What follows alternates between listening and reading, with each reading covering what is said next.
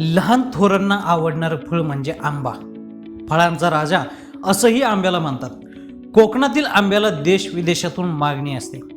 हापूस, देवगड हापूस आणि केसरी आंब्याची चव अनेकांना भुरळ घालते.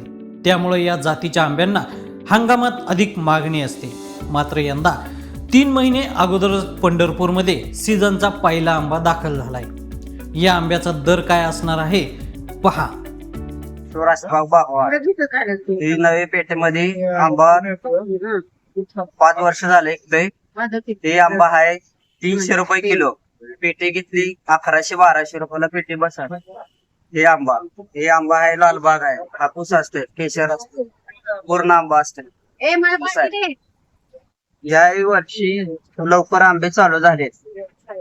गेल्या वर्षीपेक्षा या वर्षी तीन महिन्याआधी आंबा चालू झाला लवकर.